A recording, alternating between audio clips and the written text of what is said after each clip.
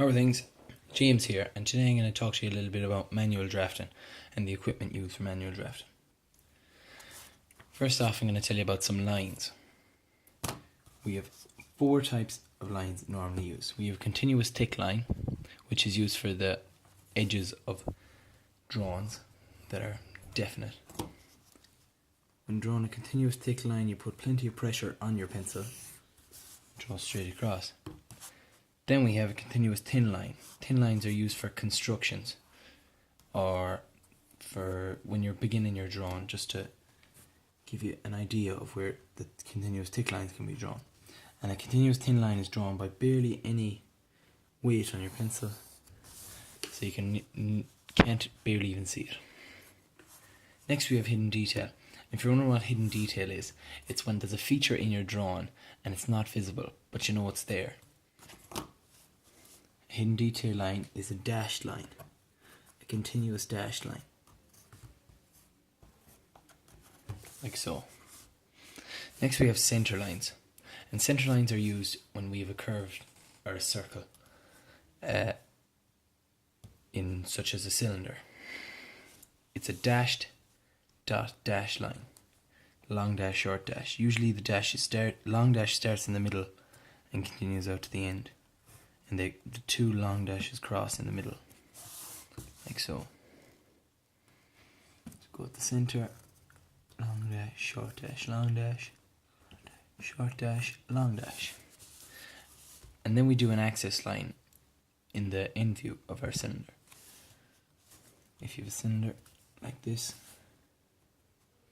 you do the same long dash, short dash, long dash. This is used to allow you to know that this is in fact a cylinder and not just a rectangular shape. Next we have broken lines. Broken lines are used if a drawing is stretching too long and you want to shorten it off. So this is a rectangular solid and it stretches too long and it would go out down the bottom of the page. So instead of drawing the whole side, I put in broken lines such as this.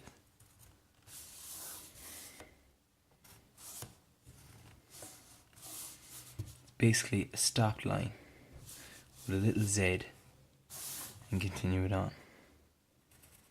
And another.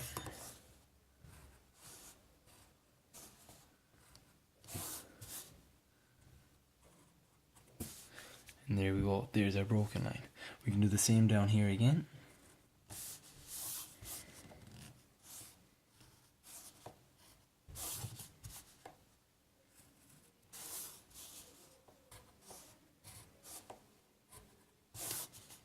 This is very useful when conserving space on your page.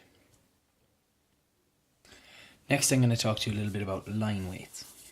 Now line weights are very important in a drawing, as heavy line weights where construction lines should be will leave your drawing untidy. When drawing a heavy line for the outside or a definite line on your drawing,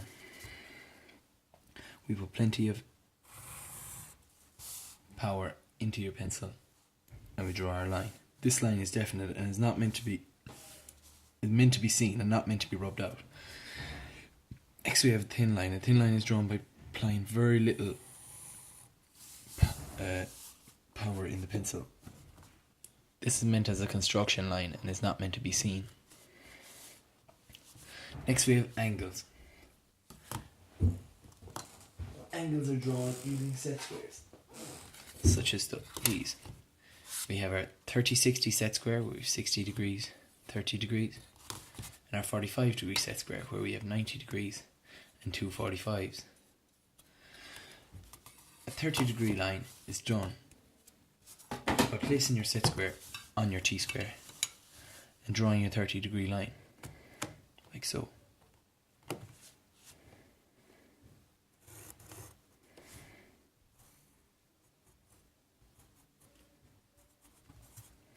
Your 60 degree line is done by getting your set square, rotating it round, putting it onto your T-square and drawing your line in a similar way.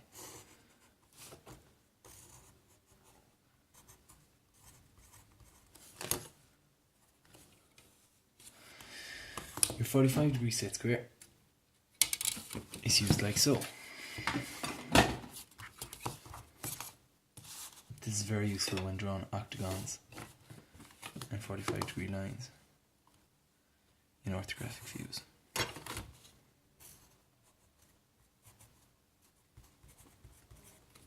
Also, all set squares have a 90 degree angle, and this is used for drawing vertical lines using your t-square and your set square.